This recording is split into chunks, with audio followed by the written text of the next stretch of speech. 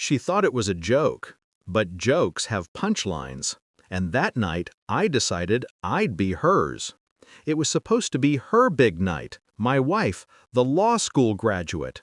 The restaurant shimmered with expensive wine and polite laughter. I paid for it all. Every chair, every plate, every smile pretending to care about her. She raised her glass first, her fingers trembling with excitement. Then, with a grin that could cut glass, she said, "Everyone, meet my husband. No degree, no plan, just living off my income." Laughter followed, warm, cruel, rehearsed. I looked around. They weren't laughing at the joke. They were laughing at me. I smiled anyway, slowly, controlled. Then I raised my glass and said, "Enjoy it. This is the last joke you'll ever make at my expense." Silence followed. Brief, then nervous laughter. They thought I was kidding. I wasn't. Before that night, I loved her. 5 years ago, I met her in a bookstore cafe. She was buried in case files, surrounded by caffeine and ambition. I liked that about her drive, her certainty. She said I made her laugh, made her feel grounded. Back then, she said I had potential. She didn't mind that I was figuring things out, working freelance, learning to invest. She said she believed in me. But belief, I learned, has an expiration date, especially when success starts to have witnesses. The cracks began small. The way she stopped introducing me as her husband, opting for my partner, or worse, he's between things right now. The late nights, the missed dinners, the passwords changed on the shared accounts. Then came the phone call.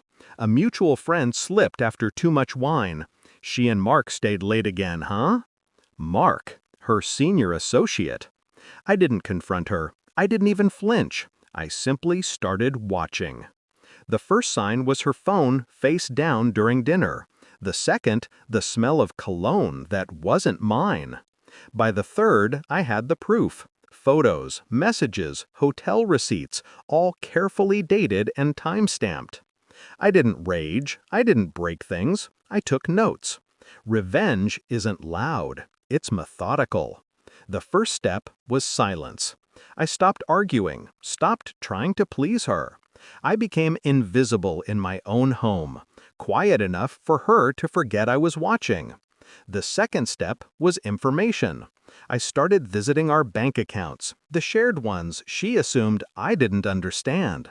She was meticulous about law, but careless with money. I learned her patterns, her passwords, her private accounts. The third step was timing. Her bar admission ceremony was weeks away, her biggest professional milestone yet. I wanted her to reach the peak before she fell. So I let her. I encouraged her. I paid for her outfits, proofread her speeches, even helped her draft the thank you notes she'd never send. All while quietly moving the money, bit by bit, into an account under my name. Not stolen, earned. Every cent I'd invested, every bill I'd covered, every lie she'd wrapped in gratitude, all accounted for. I also contacted Mark's wife, a quiet, meticulous woman. We shared notes, evidence, dates. She thanked me, then filed for divorce and sent copies to the firm's ethics board. I didn't need to ruin her career. Her choices would handle that. I just needed to be patient. Then came the graduation dinner. She wanted it at an upscale restaurant downtown. 40 guests. I paid for every glass of champagne, every steak, every fragile ego that surrounded her. And when she made her little joke, the one she thought would crown her night, I knew it was time. After my toast, I left quietly. No scene, no argument, just calm exit. By the time she got home, the locks were changed, her cards were declined, the joint account drained. Every payment for that dinner had cleared under her name. I'd used her card, with her consent, while transferring my funds elsewhere, legally clean, perfectly timed. And in the bedroom, the last piece of evidence. An envelope waiting on her pillow.